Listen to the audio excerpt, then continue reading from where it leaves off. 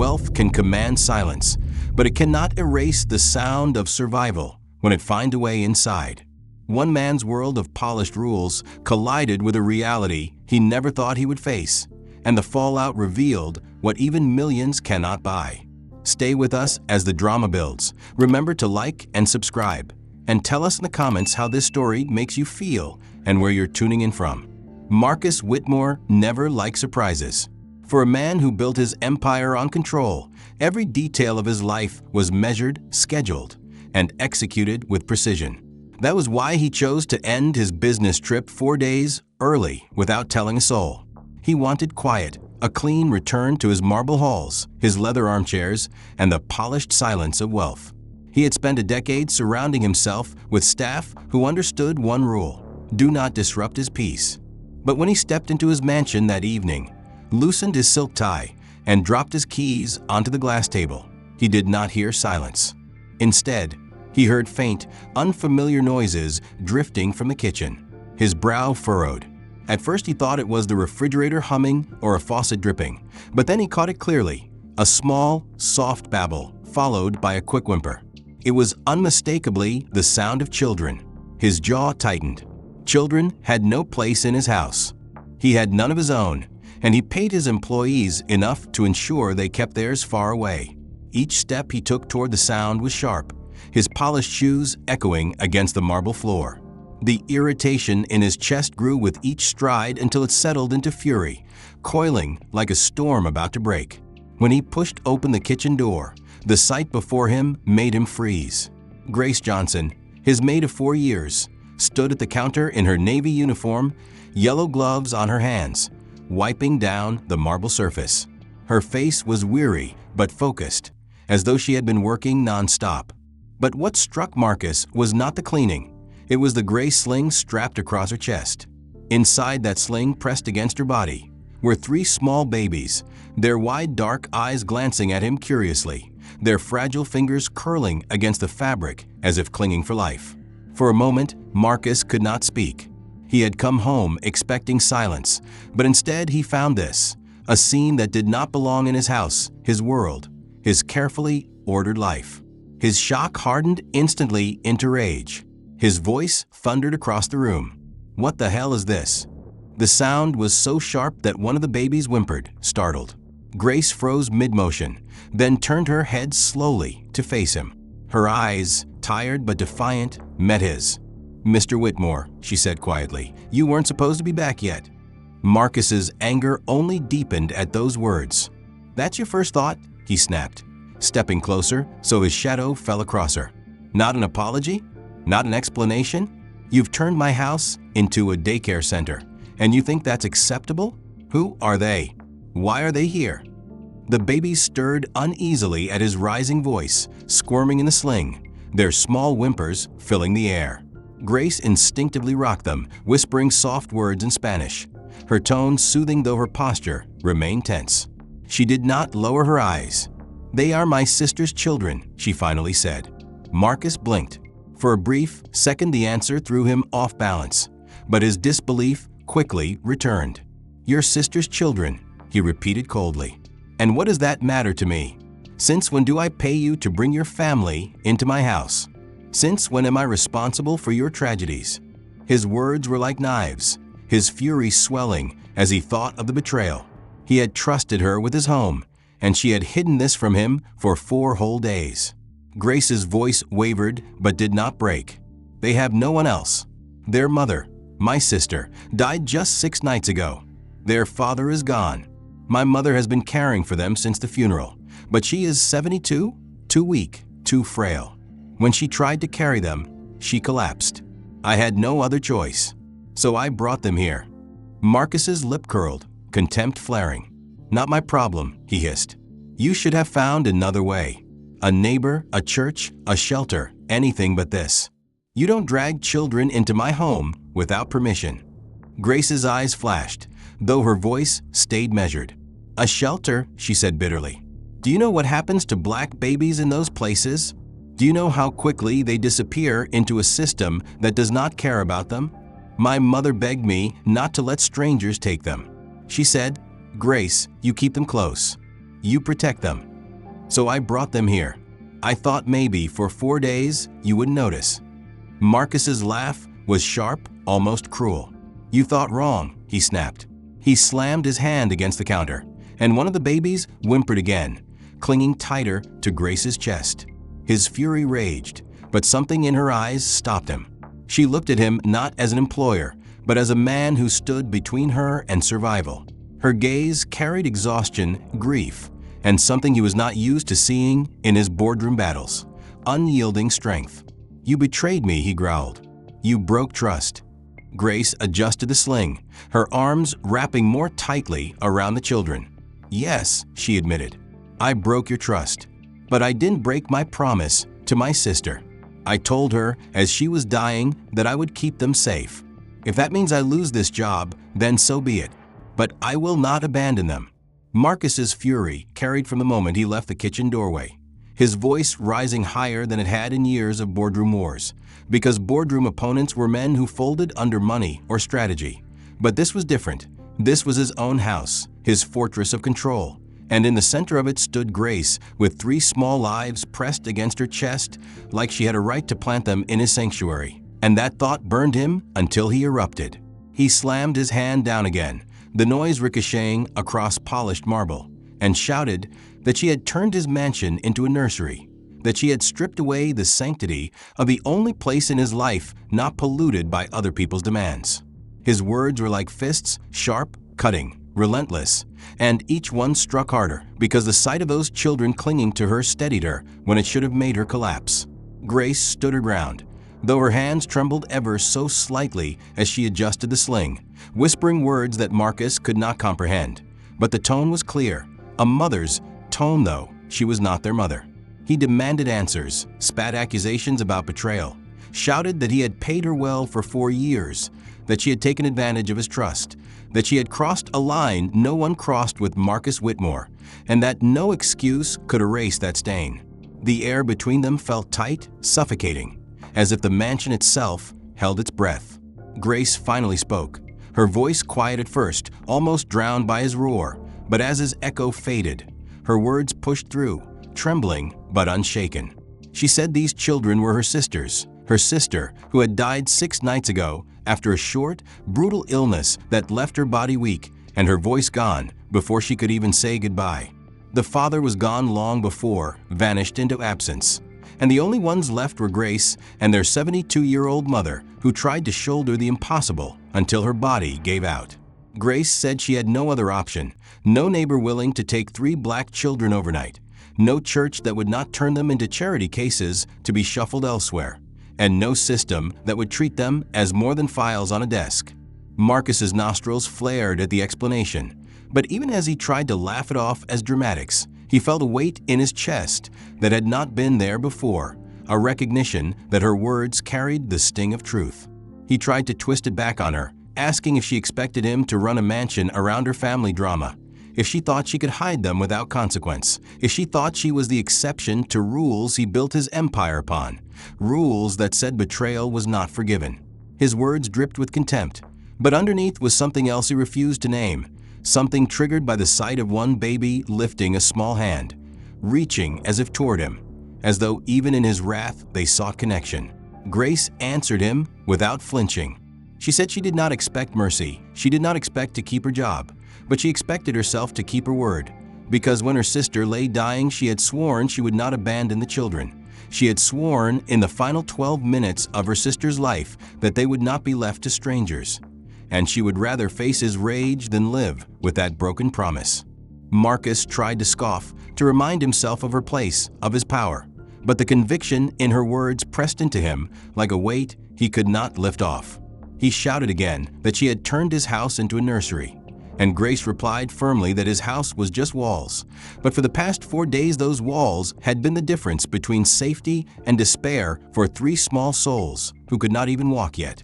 The clash of worlds was not just about a house, not just about broken trust, but about wealth against survival, image against duty, power against loyalty, and Marcus felt himself caught in the collision. He wanted to send her away, to restore his silence. But even as he stood there, he realized silence would not come so easily. not after he had seen those three small faces and the woman who would risk everything to protect them. Marcus's fury refused to fade, and as he stood there glaring at Grace in his own kitchen, he began to hammer the situation into the kind of language he understood best, the language of betrayal and loyalty measured in years of service, because he wanted to remind her of the scale of her offense. He told her that for 4 years she had been under his roof, paid on time, trusted with every detail of his mansion, and in all those years he never once suspected she would dare to deceive him. And yet here she was hiding 3 children in his home as if she could bend his rules whenever her life demanded it. He repeated the number like it was proof, for years of obedience erased in 4 days of deception, and each word was meant to strike like a whip. Grace did not retreat, though her voice shook with exhaustion. She said that years of loyalty did not vanish in a moment, that her work had been steady and honest. But life had cornered her and left her with no choice when her 72-year-old mother collapsed to the floor while trying to lift the babies, her fragile body unable to handle their combined weight. Grace's words painted the picture vividly, her mother's frail frame trembling under the strain, the fall that left bruises on paper-thin skin, and the helpless cries of 3 children who had already lost too much. Marcus cut her off with a sharp gesture, unwilling to picture frailty when his mind clung to order, and accused her of weaponizing sympathy, of trying to use tragedy to excuse insubordination. He told her his life did not bend to personal crises, that in his world weakness had no place, and her actions proved she was unfit for the trust he once placed in her. Grace answered with quiet steel, saying she did not bring weakness into his home, but responsibility.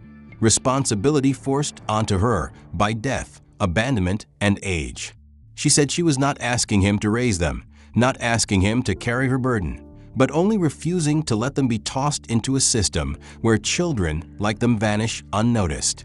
Her voice broke slightly when she described how her mother begged her not to let strangers take the babies, begged her even as she clutched her aching chest, and whispered that time had stolen her strength. Marcus listened, anger vibrating in his jaw as he clenched his teeth, but something in her words slipped past his defenses. He paced, hands shoved into his pockets, muttering about reputation, about order, about how his empire was built by refusing exceptions, because the moment he allowed one person to cross the line, the foundation of his authority would crack. Yet when he turned back to her, he saw her standing there, 3 children pressed against her, as if she were a shield carved from grief and duty. And he realized this was not just disobedience, this was survival. Grace met his stare and said survival was not betrayal, it was necessity. And if he wanted to call it betrayal, then so be it. But she would rather betray his rules than betray her sister's last breath. The tension in the kitchen thickened, the line between them drawn sharper than ever, a line of race, class, and power.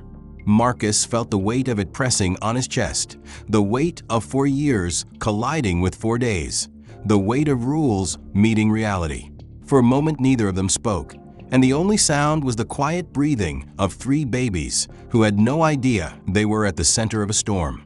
Marcus stood rigid, his jaw tightening as the silence stretched between them, the weight of Grace's defiance pressing into him like a foreign presence he could not shake. He had already drawn the line, accused her of betrayal after 4 years of service, but she had not crumbled, she had not begged, she had not offered the apology he expected. Instead, she stood with her shoulders squared and 3 babies pressed against her chest, holding his gaze with a strength that unsettled him more than he wanted to admit.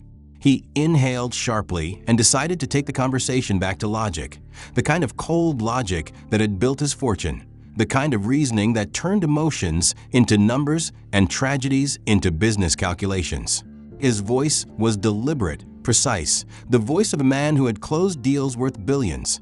And he told her there were solutions for situations like hers, that shelters existed, that foster care programs were designed for children without parents, that there was an entire system meant to absorb problems like the one she had carried into his home. He said it like it was undeniable, like it was common sense, because in his mind it was. He believed money and systems were designed to solve problems. And if she had turned to those resources instead of violating his trust, none of this confrontation would be happening. He leaned closer, his tone sharp enough to cut, telling her that she had chosen the wrong path, that she had allowed desperation to blind her to reasonable alternatives, and that it was time for her to correct her mistake by taking the babies out of his mansion immediately. Grace's hands tightened on the sling, her arms wrapping around the children as though his words themselves were a threat. She shook her head, and her eyes burned with something fiercer than exhaustion. When she spoke, her voice rose for the first time, trembling not with weakness but with fury, and the edge in her tone sliced through his logic. She told him that he had no idea what he was saying, no idea what happened to black children in those shelters, no idea how quickly they disappeared into a system that did not protect them but consumed them. Her words came like a flood, each sentence charged with years of fear and knowledge passed down from her community, her neighbors, her own experience. She said children like her sister's babies were not cared for in those institutions. They were neglected, overlooked, and too often pushed aside until they became statistics rather than lives. She said the system was not designed to protect them. It was designed to process them, to move them like files across desks until they vanished into foster homes that broke them rather than healed them. Marcus tried to interrupt, but Grace's voice grew stronger, and she told him that shelters did not mean safety, they meant danger, because children who entered sometimes never came out the same. She told him stories of neighbors whose children went into foster care and ended up separated forever, siblings torn apart, families erased. She told him of boys who disappeared into institutions where they were treated like numbers, girls who grew up without anyone to fight for them, children who became forgotten because no one with power cared enough to see them. The words cut through Marcus's logical facade, stirring something deep inside, though he fought to suppress it.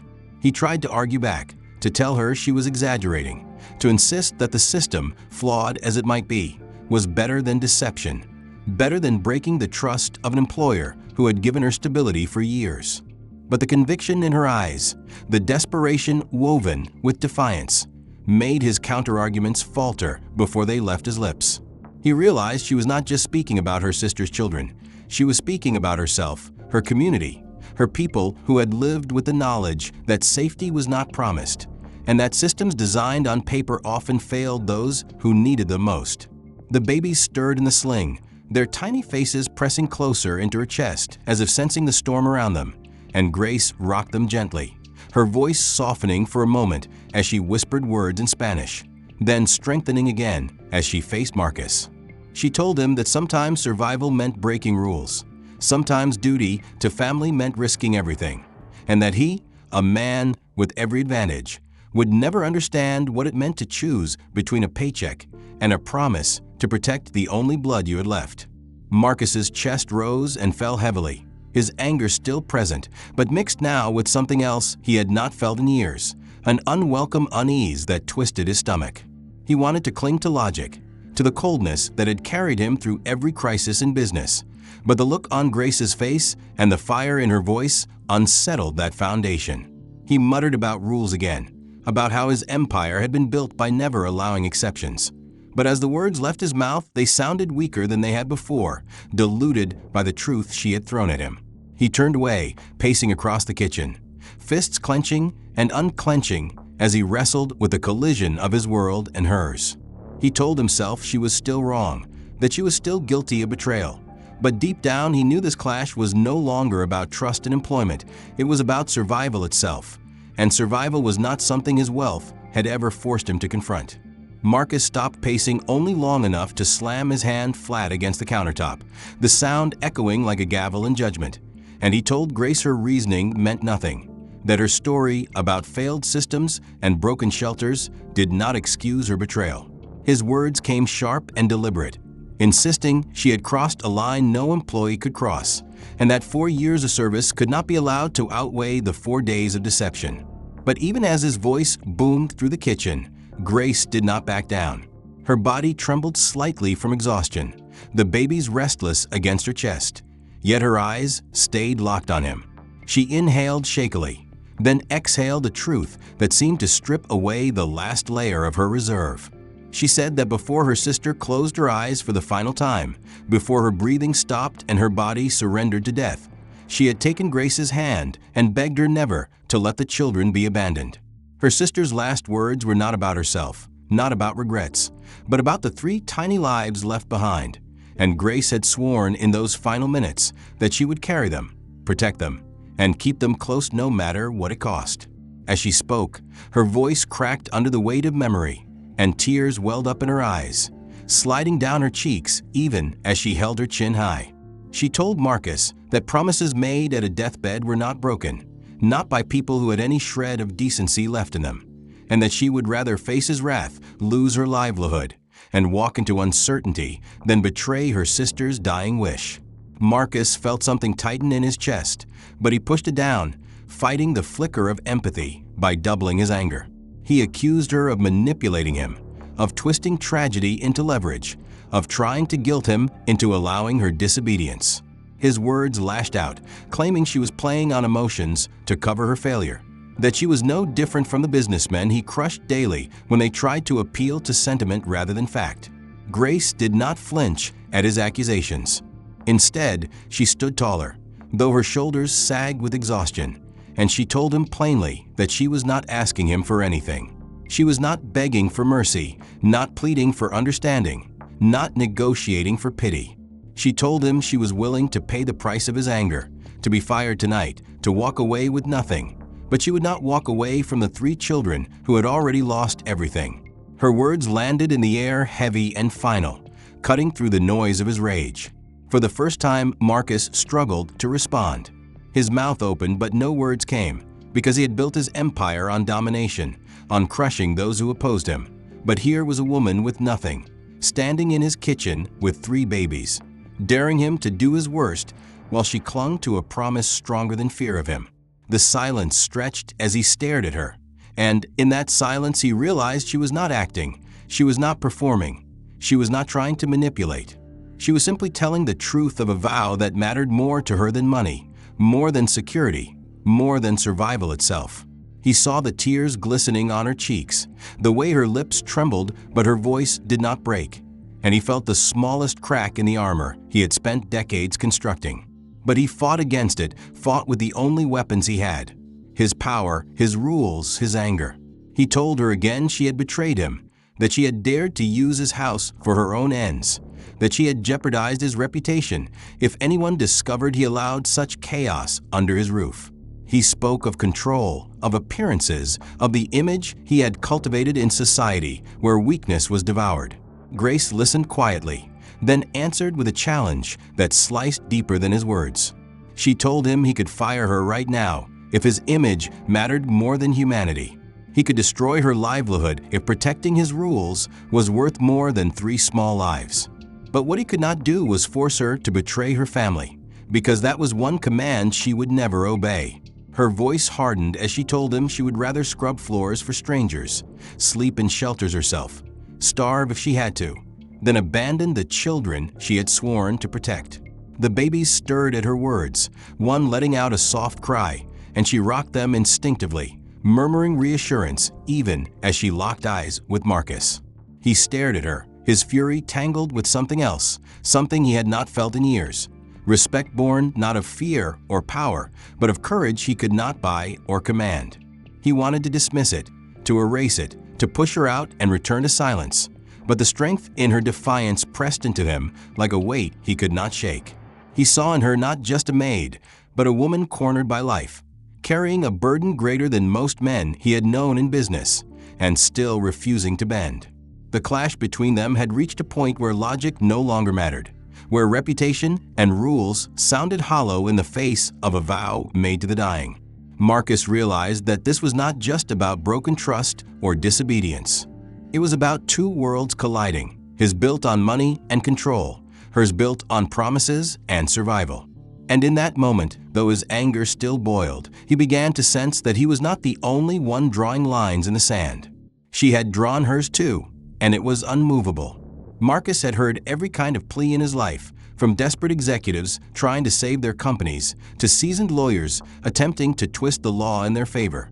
And he had crushed them all with the same cold efficiency that made him one of the wealthiest and most feared men in the country.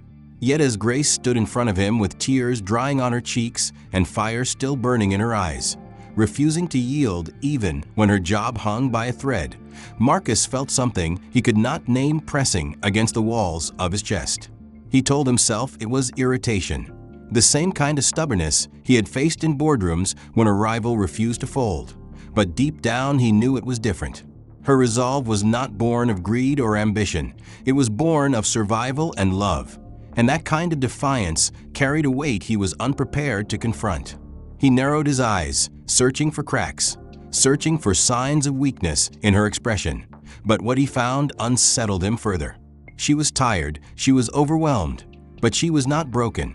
Her strength reminded him of those rare few who dared to defy him in negotiations, men who walked away from millions because they refused to compromise their principles. And even then, most of those men eventually bent. Grace had not bent. She had stood her ground in the heart of his empire and told him she would rather lose everything than betray a promise made at the edge of death.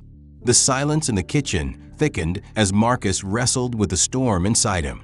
He wanted to lash out again, to reassert control, to remind her who he was.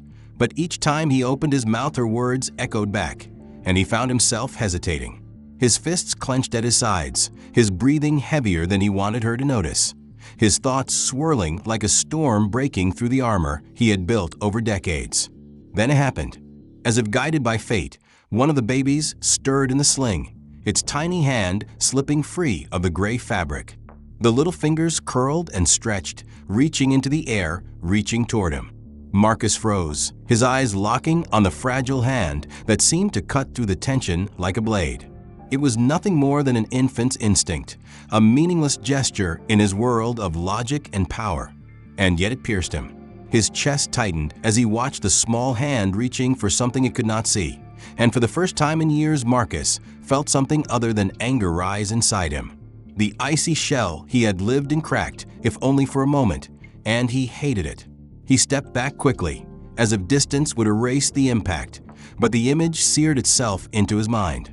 He muttered under his breath, trying to dismiss it, trying to convince himself that it was just a child's reflex, nothing more, but the truth gnawed at him. He had built his life on ignoring weakness, yet here he was, shaken by a gesture so small it should have meant nothing.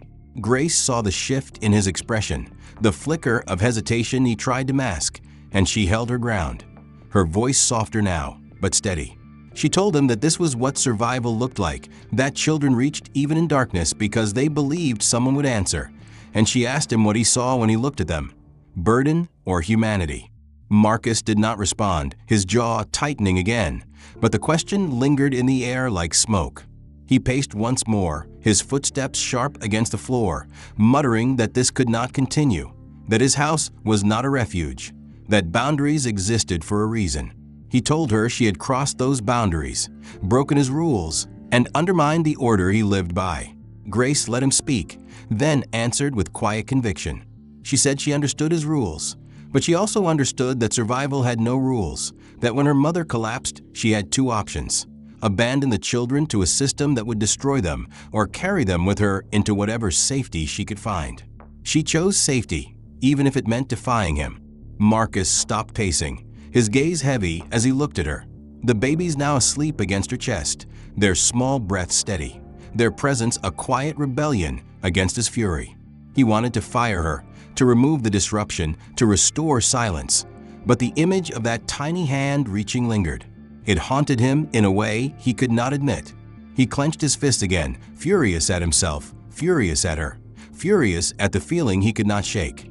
He muttered that she had lied, that she had betrayed his trust, and Grace corrected him. She said she had hidden them. Yes, but she had not lied about who she was. She had always been the woman who would keep her word.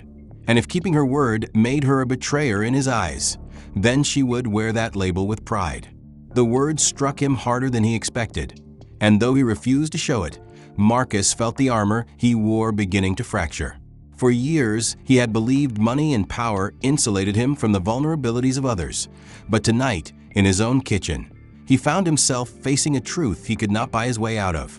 He was looking at defiance, not born of arrogance, but of love, and it was stronger than any opponent he had ever faced. Marcus could not shake the image of the baby's hand reaching for him, but instead of softening, it only fueled his rage, because he hated that something so small had unsettled him. Hated that a maid who should have trembled at his authority was instead standing tall in defiance, and hated that his mansion, his carefully controlled sanctuary, no longer felt like his alone. He paced across the kitchen with the intensity of a caged predator, every stride punctuated by the sharp sound of his polished shoes, and his voice lashed out like fire, accusing Grace of dragging her world of chaos, poverty, and death into the pristine life he had built, the life he had paid for in sweat and ruthlessness, the life he had earned while others squandered theirs. He spat the words with contempt, painting her presence as an intrusion, her babies as contamination, her defiance as a disease infecting the order he lived by. Grace did not flinch. Her eyes followed him with steady fire, her grip on the sling tightening protectively, as though she were holding back not just 3 small children, but centuries of weight pressing down on her shoulders. When she spoke, her voice carried the resonance of truth too heavy to dismiss. She told him that survival for Black women had never been neat, never been pristine, never been insulated by marble walls and polished silence. She said that survival had always meant carrying 2 worlds on their shoulders, the world of duty to their families and the world of oppression imposed upon them, and that she was doing nothing more or less than what generations of women before her had done, refusing to abandon their own when no one else would protect them. Marcus snapped back that her words were melodrama, that her circumstances did not entitle her to invade his life, that she was trying to guilt him into sacrificing what he had built.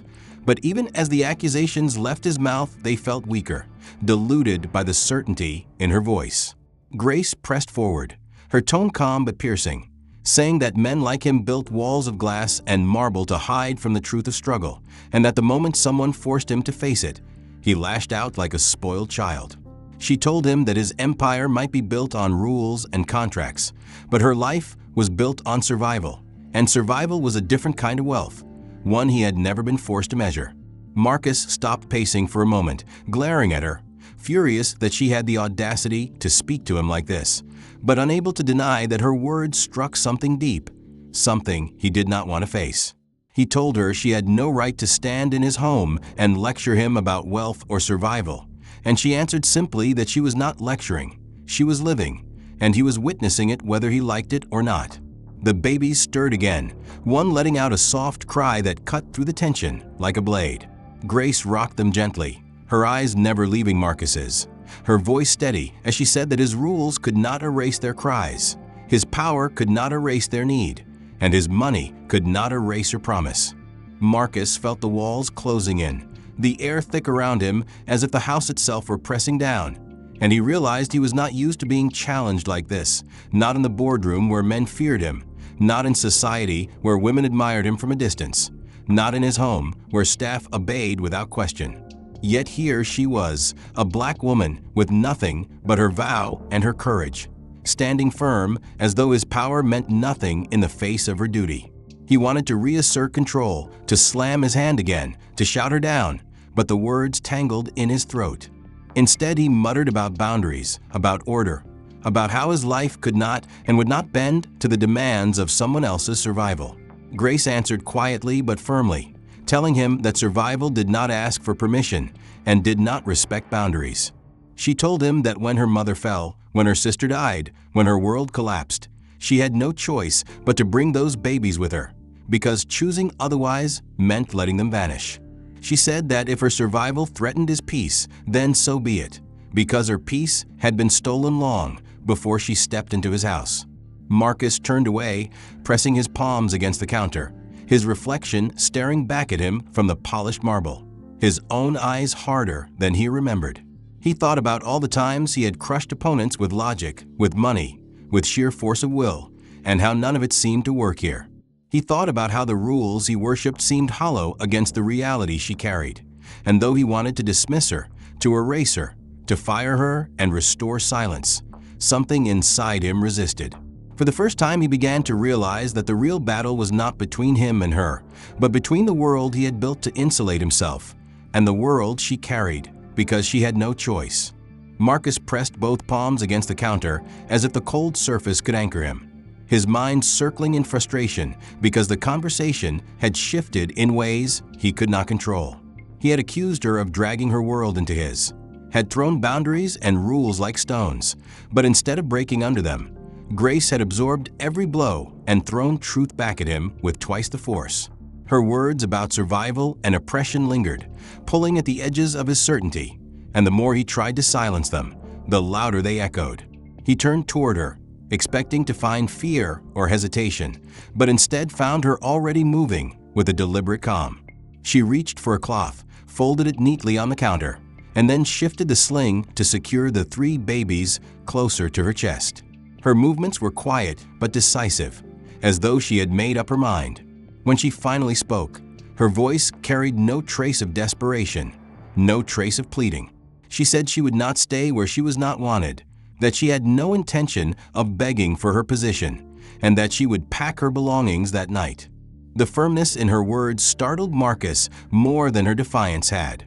He had expected her to fight for the job, to cling to it out of necessity, but instead she was ready to walk away without hesitation, ready to face poverty and uncertainty as long as she kept her promise.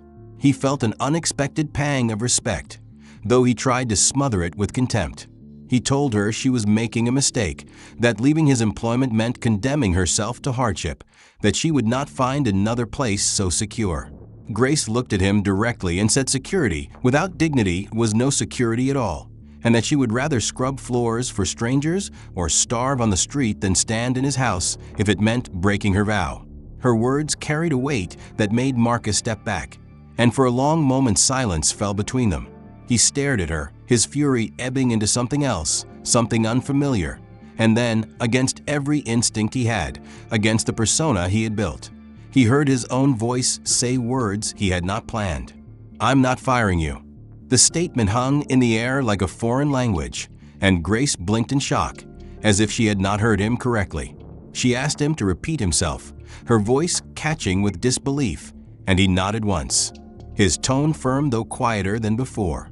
He told her again he was not firing her, that she had made a mistake, a grave one, but that her strength was something he could not dismiss. He said he had known men with millions in their pockets who would not lift a finger for anyone but themselves, men who would crawl for power but collapse when confronted with true duty, and that in 4 days she had shown more strength than many of them showed in a lifetime. Grace's lips parted as if to speak, but no words came. Her eyes glistened, her chest rising and falling rapidly under the weight of the babies, and for the first time that night the fire in her gaze softened into something else. Marcus looked away quickly, his posture rigid, unwilling to let her see how unsettled he was. He told himself it was not compassion but calculation, that keeping her was practical because replacing her would mean wasted time and effort. But deep inside he knew the truth. He had seen something in her that could not be bought or trained. Loyalty forged in pain, a will to protect that money could not manufacture. Grace steadied herself, her voice trembling but composed, and asked what this meant. Marcus exhaled slowly and said it meant boundaries, that the children would not return unless he permitted, that his house would not become a shelter, but that he was willing to ensure her mother received real help so she would not have to carry this weight alone. He told her he would make arrangements for medical care, for someone strong enough to assist, because survival should not rest on the shoulders of a 72-year-old woman already broken by time. Grace's eyes widened, her disbelief plain, and she whispered that he would do that, not for the children, but for her. Marcus said sharply that it was not charity, but recognition, because she had proven something most people never did, that some promises were worth breaking rules for. He said her defiance had angered him, but it had also shown him a strength rarer than wealth itself, and though he would not say it aloud, he respected it. Grace's knees weakened under the sudden release of tension, but she steadied herself, holding the sling tighter as tears welled again. She whispered thank you, her voice almost breaking, and for the first time since he entered the kitchen Marcus felt the storm within him ease, though he masked it with a stern expression. He turned away, telling himself he had not softened but adapted, that he had not lost control but chosen a new path, but deep inside he knew something had shifted.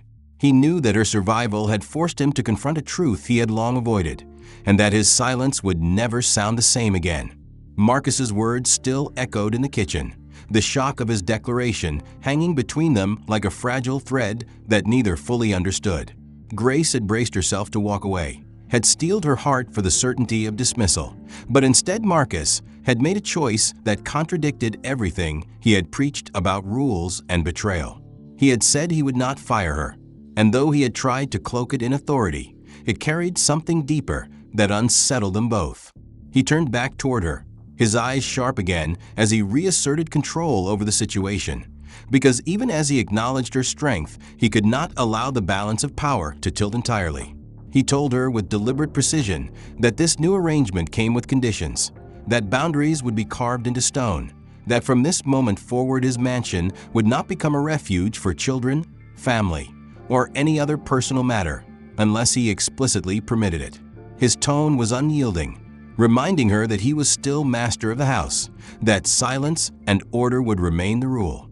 Grace nodded slowly, her lips pressed tight, understanding that even his concession carried chains. She adjusted the sling, rocking the babies gently as if to remind herself of the promise that anchored her, and she whispered that she would accept the boundaries because her dignity was intact, knowing she had not abandoned her vow. Marcus studied her for a long moment, then spoke again, his words shifting from cold command to calculated resolve. He told her that while the children could not stay in his house, he would not leave her mother to collapse under the burden again. He said he would arrange for medical examinations, proper treatment, and a personal nurse who could care for the 72-year-old woman day and night for at least 6 months, long enough to rebuild her strength and ensure she was not destroyed by the weight of duty. Grace's eyes widened, disbelief washing over her face, her breath catching in her throat as she struggled to comprehend the scale of his promise. She asked him why a man who cared so fiercely about reputation and silence would suddenly extend such generosity. Marcus's jaw tightened, his gaze hard but restless, and he told her it was not for charity or pity, but for recognition. He said she had shown him that loyalty meant more than convenience, that survival demanded sacrifice, and that even a man who lived by rules could not dismiss a strength born of promises made at the edge of death. He told her she had proven that not everything could be measured in dollars, and though he did not admit it openly, he could no longer look at her as simply a maid. Grace felt her knees weaken, her chest tightening under the pressure of gratitude she did not know how to express. Tears welled in her eyes, but she held them back, forcing her chin high, refusing to collapse into thanks when she knew the true victory was keeping her word to her sister. She whispered softly that her mother would be relieved, that the burden crushing her would finally lift, and Marcus turned his head away as if dismissing the sentiment. He muttered that he would make the calls in the morning, that he would put his resources to work because efficiency demanded action, and efficiency was something he understood. The babies stirred again, their soft whimpers filling the silence, and Marcus's eyes drifted to them despite himself.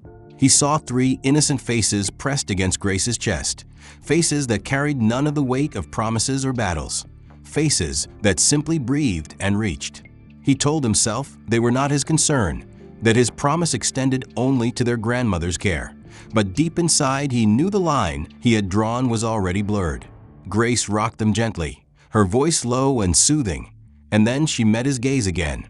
She said quietly that she would honor his boundaries, that she would not bring the children back without his permission, but that she would not apologize for what she had done.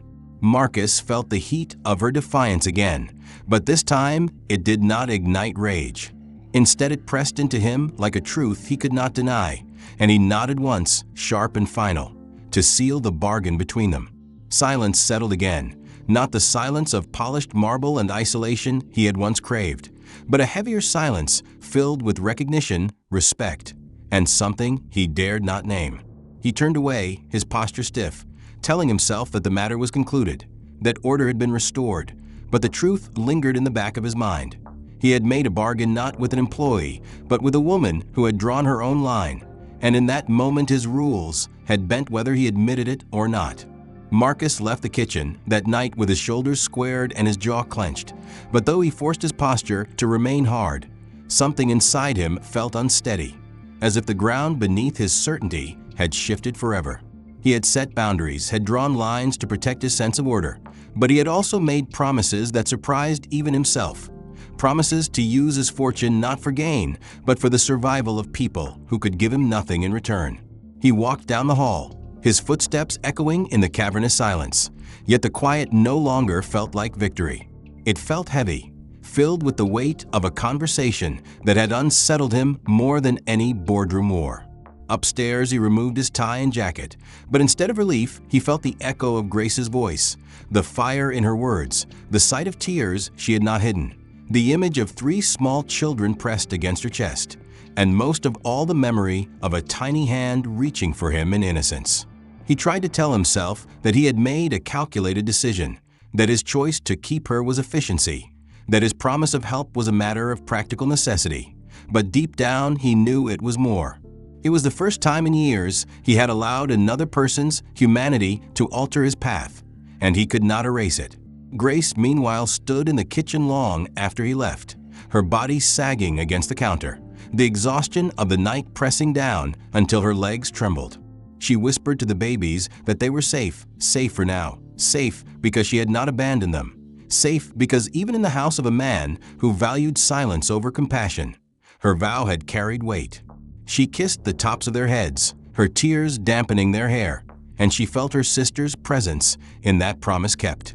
For the first time since the funeral, she let herself cry freely, not from despair, but from relief that survival had won another day. The following morning, the mansion awoke to routines that looked unchanged from the outside, but beneath the surface, nothing was the same. Calls were made, doctors arranged, a nurse hired, and Marcus's staff whispered quietly about orders they had never expected to hear from their employer. Marcus told himself again and again that it was efficiency, that helping Grace's mother would ensure stability, but each time he repeated it, he felt less convinced. The truth was that he had glimpsed a kind of strength money could not buy, and though he would not admit it aloud, it had carved itself into him. In the days that followed, he kept his distance, maintaining the boundaries he had set, but his eyes lingered longer when he passed Grace in the halls, and when the babies made soft sounds from the sling, he found himself listening. He never spoke of it, but he noticed. He noticed the way Grace carried herself not as a servant, but as a protector, not as a woman crushed by poverty, but as someone fueled by duty. And he noticed how her defiance had not been arrogance, but a reflection of love. Slowly he began to see that wealth was not what insulated him from the world. It was what gave him the power to choose how much of it he would shoulder. And for the first time, he wondered if all the money, the mansions, the silence, were less valuable than the courage of a woman who refused to break her word. One evening he stood in his study, looking out at the sprawling grounds he had cultivated as a monument to his success, and he thought of Grace's words about survival. He realized that survival was not neat, not pristine, not insulated by glass and marble. Survival was messy, defiant, stubborn, and it demanded sacrifices rules could not contain. He thought of how easily he had dismissed the children as intrusions, and how quickly a single gesture from one small hand had pierced him. He admitted to himself, in silence, that in that moment he had been changed. He had seen beyond class and race, beyond the walls he had built, and for once he understood that dignity and loyalty were wealth greater than the millions in his accounts. Downstairs, Grace sat with her babies, the sling loosened as they drifted into sleep, and she whispered words of gratitude not to Marcus's power, but to the mercy she had wrestled from him by refusing to bend. She whispered to her sister's memory that the promise had been kept, that the children were still close, still safe, and that even in the house of a man who lived by rules and silence, love had forced its way through. She did not know what the future would hold, but she knew she would keep fighting, and she knew that Marcus, whether he admitted it or not, had taken a step away from the coldness that had defined him. Marcus closed his eyes in his study, the weight of responsibility pressing heavier than ever. And yet, for the first time, it did not feel like a burden, but like meaning. He understood now that wealth was not measured in millions, not measured in polished marble or boardroom victories. but in the lives you chose not to walk away from. He had not walked away, and though he would never say it aloud, that decision was worth more than all the silence in the world. The end.